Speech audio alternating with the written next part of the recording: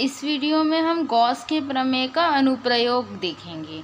तो सबसे पहला अनुप्रयोग है गॉस के प्रमेय का अनंत लंबाई के सीधे आवेशित तार के कारण विद्युत क्षेत्र निकालना। कि वो अनंत लंबाई का एक जो हमारे पास सीधा तार है जो कि क्या है, आवेश प्लस क्यू आवेश से आवेशित है, तो उसके कारण से जो विद्युत क्षेत्र बन रहा होगा उसको निकालना सीखेंगे। तो यहाँ पर हम क्या करेंगे, गॉस के प्रमेय का भी उपयोग करेंगे। इसलिए क्या है, गॉस के प्रमेय का एक अनुप्रयोग भी है। तो इसका जो डेरिवेशन कैसे स्टार्ट होगा पहले देखते हैं। तो हमारे पास क्या है, एक अनंत लंबाई का सीधा आवेशित तार है। तो ये क्या बोलते हैं, एक मान लेते हैं हम लोग, ये क्या है, एक अनंत लंबाई का सीधा आवेशित तार है और इसमें मान लेते हैं कौन सा आवेश है, प्लस क्यू आवेश जो है इस तरीके से पूरा डला हुआ है। इसमें plus Q plus Q plus Q.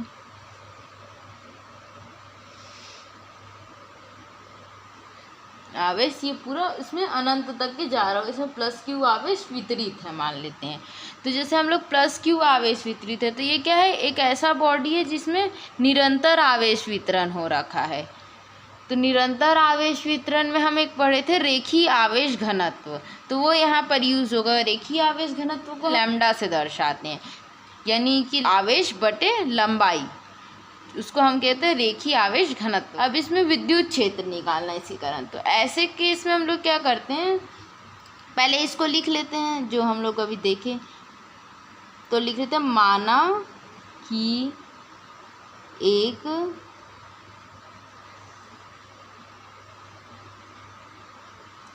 Plus Q आवेश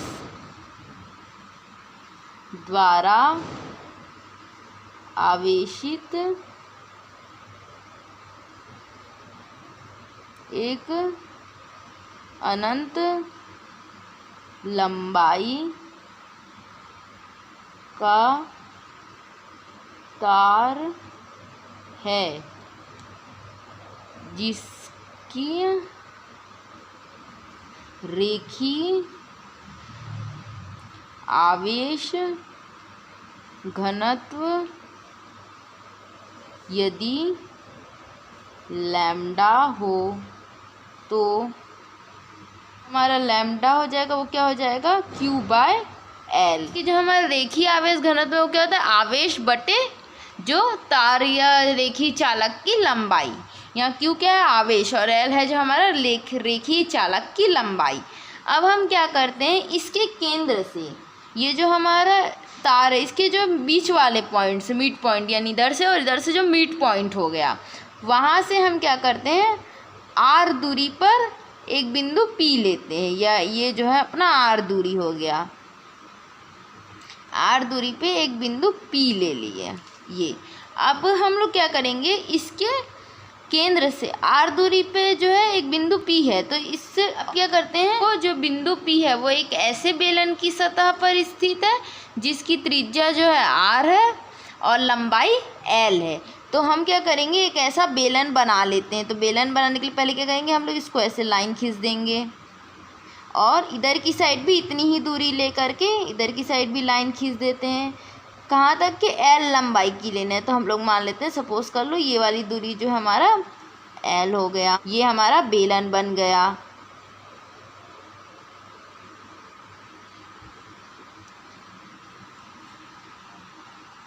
तो इतना को जो हम लोग अभी देखे, इसको पहले लिख लेते हैं, इसको समीकरण 1 दे रहते हैं। अब इसको जो है लिख लेते हैं, माना कि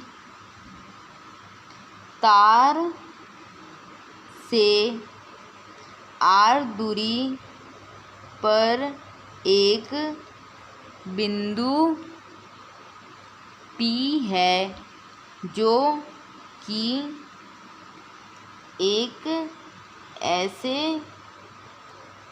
काल्पनिक बेलन, अच्छा हम यहाँ पर एक काल्पनिक बेलन ये वर्ड यूज़ करें, यानी कि ये बेलन एक्चुअल में थोड़े ना है, बस ये हम लोग ये काल्पनिक ले रहे हैं ताकि हम जो है अपना डेरिवेशन को कंप्लीट कर सके।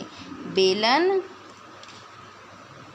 की से होकर नहीं के होकर जाता है, या हम लोग इसको दूसरे वर्ड में क्या लिख सकते हैं कि सतह पर स्थित है। सतह पर स्थित है लिखना ज़्यादा बेहतर रहेगा एज कम्पेयर टू कि होकर जाता है लिखना, ठीक है। सतह पर स्थित है जिसकी त्रिज्या r व ऊंचाई स्मॉल l है। इस बेलन की सतह को हम क्या कर सकते हैं, 3 भाग में बांट सकते हैं। एक तो ये अपर वाला सरफेस जो कि क्या वृत्त के आकार में है, एक ये लोअर वाला सरफेस जो कि वृत्त के आकार में, और एक जो है वक्री सतह। तो यहाँ पर ये वाला सरफेस को हम लोग जो मान लेते हैं S1 सरफेस है। ये वाला जो सरफेस है ये S2 है, और ये वाला सरफेस क्या है हमारा S3 है। तो इसको एक बार लिख लेते हैं। इस प्रकार हम बेलन की सतह अथवा पृष्ठ ना, बेलन की सतह अथवा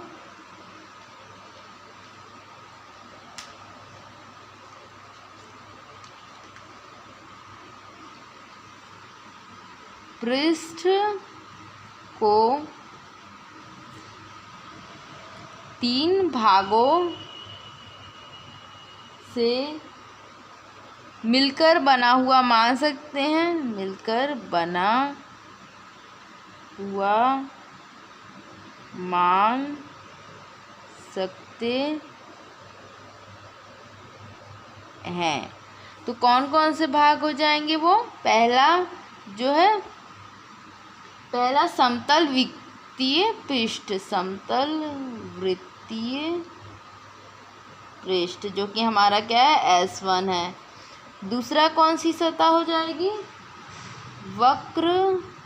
वक्रीय पृष्ठ जो कि हम लोग किससे दर्शाए हैं S2 से। तीसरा क्या है, समतल वृत्तीय पृष्ठ जिसको हमने दर्शाया है S3 से, समतल वृत्तीय पृष्ठ S3। अब तीनों सतहों को भी हमने जो डिस्क्राइब कर दिया। अब नेक्स्ट स्टेप क्या करेंगे, अगर हम देखें तो ये क्या है, अगर बीच में तार है उसके इस साइड भी r दूरी है, इस साइड भी r दूरी, ये वाली भी जो दूरी होगी हमारी वो कितनी है, r दूरी है। यानी ये जो आधार की वृत्त है उसकी त्रिज्या क्या है, r है। तो हम लोग यहाँ पर देख सकते हैं एक सममिति निर्माण हो रहा है इसके दोनों साइड।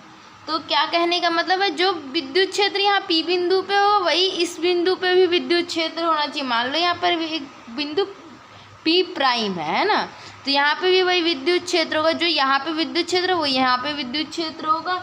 इस प्रकार हम लोग क्या कह सकते हैं, जो सममिति के पृष्ठ पर यानी कि इन दोनों का सममिति पृष्ठ है उसमें क्या है, प्रत्येक बिंदु पर विद्युत क्षेत्र क्या होगा, विद्युत क्षेत्र अगर परिमाण, केवल हम परिमाण की बात करें या दिशा की बात नहीं करें, क्योंकि दिशा तो इस साइड होगी, इसकी दिशा जो है इस साइड होगी। तो दिशा भले फर्क हो सकता है लेकिन परिमाण के प्रत्येक बिंदु पर एक समान होगा। और दिशा क्या है, त्रिज्यीय दिशा में होगी बाहर की ओर। यानी कि अगर इस बिंदु पे हम देखते हैं त्रिज्यीय दिशा में बाहर की ओर ऐसे होगी, और इस बिंदु पे देखें अगर तो त्रिज्यीय दिशा में बाहर इस ओर होगी। तो इस पॉइंट को हम लोग जो है अभी लिख लेते हैं। सममिति से वक्र पृष्ठ के प्रत्येक बिंदु पर विद्युत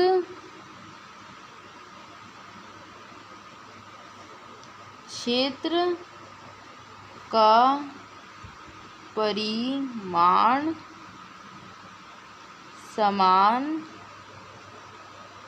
होगा तथा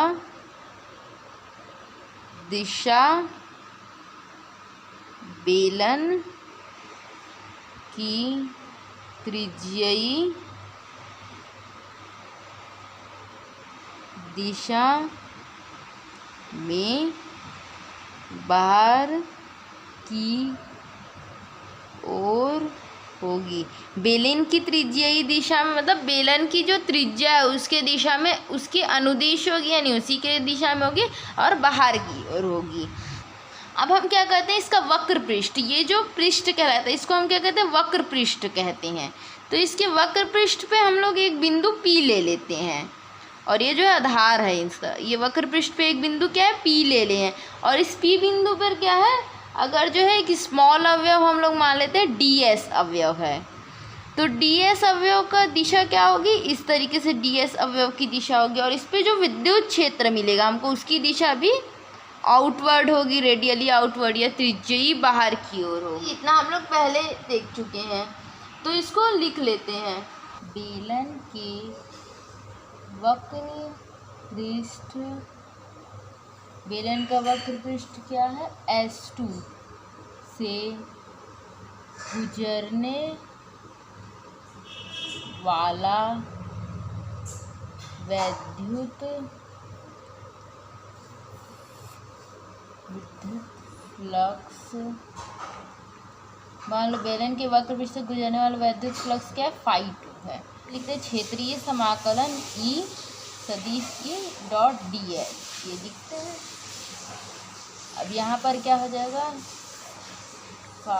इसको तो ऐसे ही रहने देते हैं, E ds cos थीटा, यानी कि जो वेक्टर E और वेक्टर ds के बीच में डॉट प्रोडक्ट है उसको हम लोग E ds cos थीटा ऐसे भी लिख सकते हैं। अब क्या, क्योंकि यहाँ पर लिख सकते हैं हम लोग, अगर सदिश A डॉट सदिश B है तो उसको हम लोग कैसे लिखते हैं, दोनों सदिशों की केवल परिमाण को ले लेते हैं हम लोग और cos थीटा का एंगल को गुणा कर देते हैं। थीटा क्या है, E और ds के बीच का कोण है। जो हमारा S सरफेस है कौन सा, ये वक्र पृष्ठ है, विद्युत क्षेत्र की दिशा इस तरफ है। तो जो अगर हम यहाँ इस पिक्चर में देखें, सरफेस एरिया की दिशा यहाँ है और E की दिशा यहाँ है, तो इन दोनों के बीच का कोण क्या बन रहा है हमारा, 0 डिग्री बन रहा है।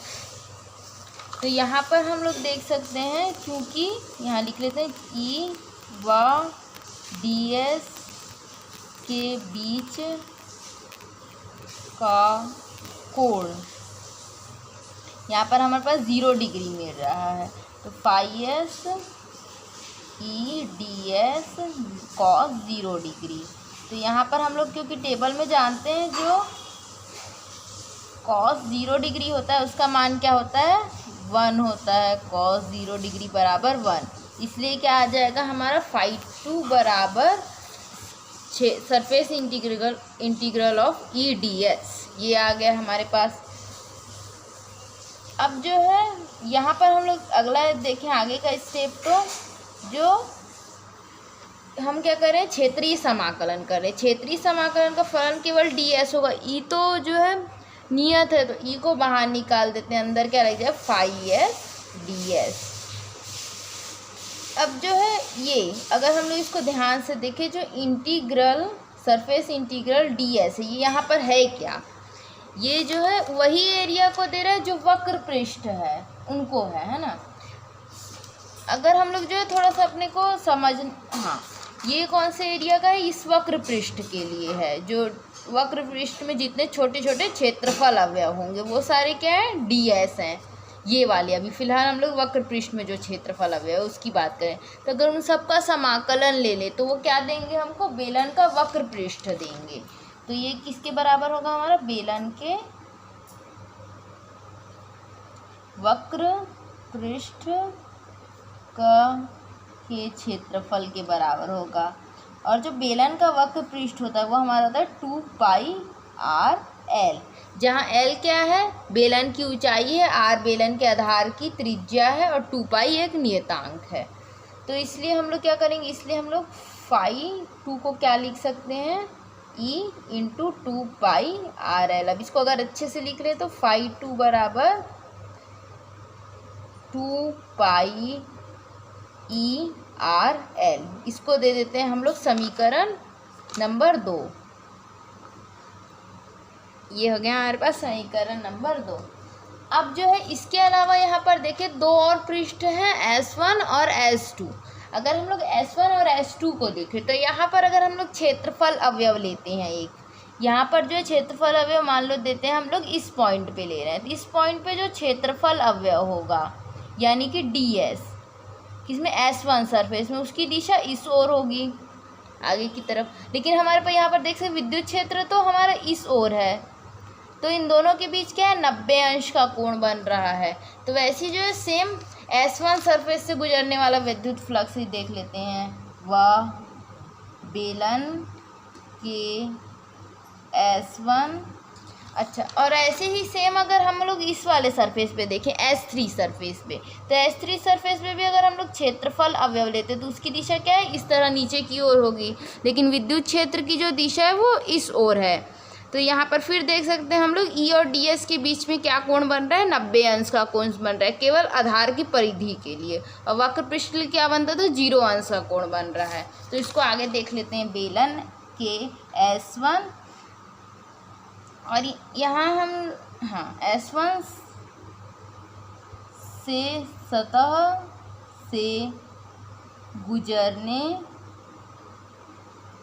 वाला वैद्युत फ्लक्स देख लेते हैं, क्योंकि तीनों सरफेस को हम लोग को देखना पड़ेगा। तो S1 के लिए क्या है, φ1 लिख देते हैं हम लोग।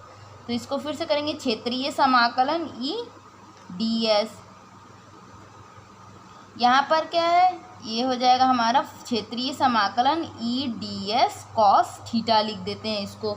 अब थीटा क्या है, E और ds के बीच का कोण है। और अभी हम लोग जो देख सकते हैं यहाँ पर, ये जो है E और ds के बीच का यहाँ पर कोण क्या मिल रहा था हमको, 90 अंश मिल रहा था। तो 90 अंश, क्योंकि हम लोग बस यहाँ पे अगर हम लोग देखें तो E और ds के बीच का कोण क्या है, 90 अंश है। यहाँ लिख देते हैं इसको, चूँकि E व ds के बीच का कोण इस केस में कर रहे हैं ना, जब हम लोग S1 सरफेस की बात कर रहे हैं 90 अंश है, वहाँ पर हम लोग S2 सरफेस के लिए थे जब 0 अंश था। तो ये क्या हो जाएगा, E ds cos 90। और cos 90 का जो मान होता है वो क्या होता है, अगर हम ट्रिग्नोमेट्री टेबल से देखें तो 0 होता है। तो ये क्या हो जाएगा, अगर 0 से किसी संख्या को गुणा कर दें तो पूरा 0 हो जाता है, यानी कि φ1 क्या हो जाएगा, 0 हो जाएगा। सेम इसी तरह जो है हम लोग S3 सरफेस के लिए भी देख सकते हैं कि जो है कोण बन रहा है E और ds के बीच में, वो 90 अंश का कोण है। तो इसको भी हम लोग इसी तरीके से 0 ही होगा, S3 सरफेस से भी गुजरने वाला वैद्युत फ्लक्स। तो ये लिख दें, इस तरह हम कह सकते हैं कि S3 सतह से होकर जाने वाला वैद्युत फ्लक्स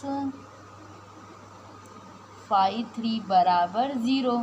ये भी क्योंकि एंगल पे ही डिपेंड करेगा E और ds के बीच के, तो ये भी 0 हो गया। तो इसको दे देते हैं हम लोग समीकरण 3 और इसको दे देते हैं समीकरण 4। अब हम लोग जो टोटल वैद्युत फ्लक्स, अगर जो है पूरे तार से गुजरने वाला, हम लोग क्या कहते हैं, तार था है ना हमारे पास,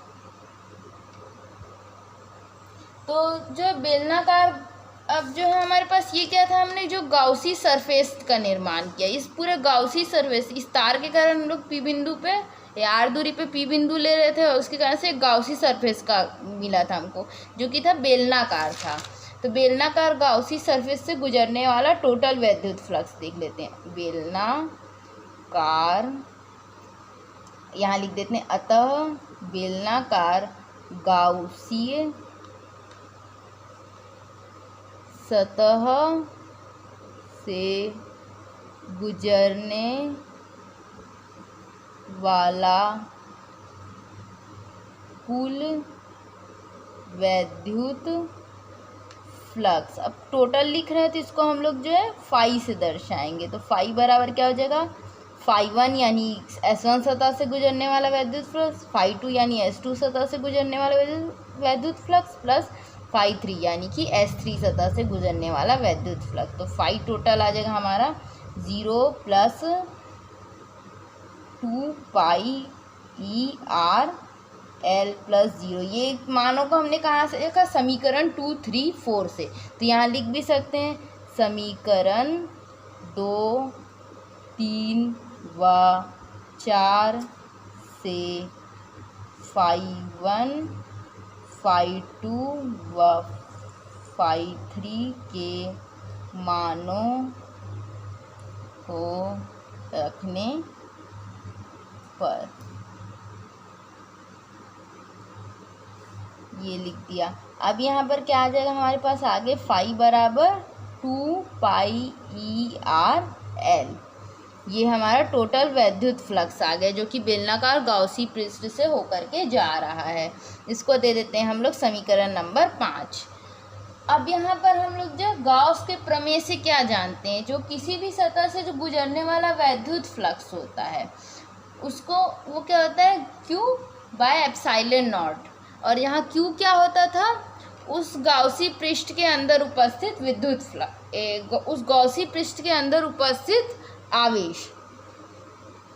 तो गाउस के प्रमेय से, गॉस के प्रमेय से हम लोग जानते हैं फाई, यहाँ फाई ई लिखते हैं हम लोग, तो यहाँ चाहे तो फाई ई लिख सकते हैं, नहीं भी लिखेंगे कोई फ़र्क नहीं। Q/ε0, लेकिन Q कौन सा चार्ज है, जो कि गाउसी पृष्ठ के अंदर उपस्थित है। ε0 तो नियतांक होता है जिसको निर्वात की विद्युतशीलता कहते हैं। इसको 6 नंबर दे देते हैं। अब देख सकते हैं समीकरण 5 और 6 के लेफ्ट साइड जो है बराबर है, यानी कि इसके राइट हैंड साइड भी बराबर होने चाहिए। तो समीकरण 5 व समीकरण 6 से हम लोग क्या लिख सकते हैं, 2πERL बराबर Q/ε0। यहाँ से ई की वैल्यू यानी विद्युत क्षेत्र की वैल्यू निकाली जा सकती है, वही तो ई क्या निकल जाएगा हमारा Q/2πRL/ε0, ये आ गया। अब जो है यहाँ पर हम देखते हैं शुरू में जब हम लोग क्या किए थे, ये जो तार था है ना, हम लोग विद्युत क्षेत्र निकाले, अनंत लंबाई के सीधे आवेशित तार के कारण विद्युत क्षेत्र निकालना है किसी बिंदु P पे। तो हम लोग क्या किए थे, इस तार पर जो आवेश वितरित है वो Q हो तो क्या है, और उसकी लंबाई तो जो हम लोग लैम्डा को परिभाषित किए थे, लैम्डा क्या था, रेखीय आवेश घनत्व, जिसको हमने लैम्डा से दर्शाया था, वो क्या होता है हमारा Q/L। तो यहाँ जो है Q की वैल्यू निकाल सकते हैं, चूँकि समीकरण 1 से लिखते हैं, यहाँ पर समीकरण 1 से लैम्डा क्या है हमारा Q/L है। तो यहाँ से जो है Q निकल सकता है आसानी से, लैम्डा इंटू L। इसको दे देते हैं समीकरण नंबर 7। अब समीकरण 7 का मान इसमें रख देते हैं।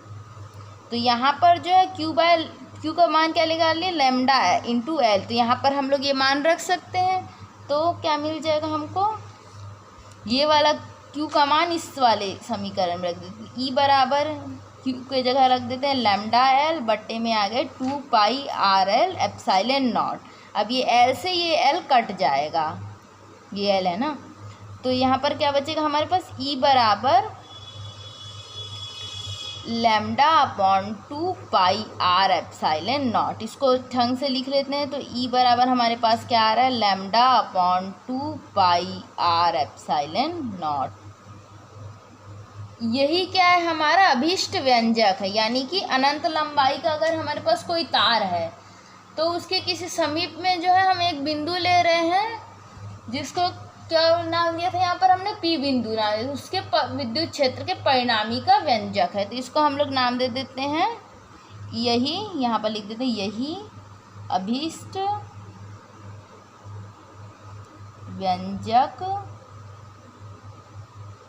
है। ये तो हमारा जो है अदिश रूप में हो गया। अगर हम इसी को सदिश रूप में लिखना चाहें, सदिश रूप में, तो सदिश रूप में लिखने के लिए हम लोग क्या करेंगे, ई पे एक सदिश का चिन्ह लगा देंगे, और लैम्डा तो जो है अदिश राशि है तो वो तो ऐसी रहेगा, 2πR भी ऐसी रहेगा, ε0 भी ऐसी। यहाँ पर एक जो है सदिश लग जाएगा n कैप। एकांक सदिश हमारा क्या करता है, दिशा बताने का कार्य करता है। तो यहाँ लिख सकते हैं कि जहाँ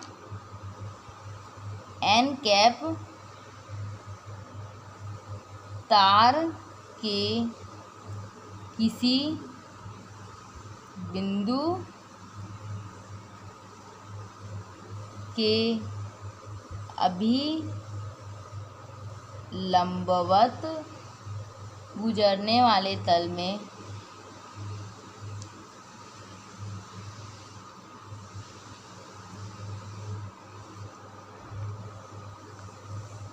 त्रिज्यीय एकांक सदिश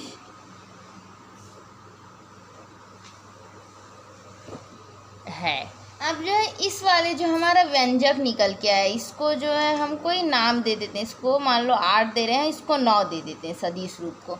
इस 8 समीकरण में हम लोग क्या देख सकते हैं, E बराबर lambda by 2 pi R epsilon naught, ये हमारा जो है व्यंजक आया है। तो अगर हम लोग इसको ध्यान से देखें,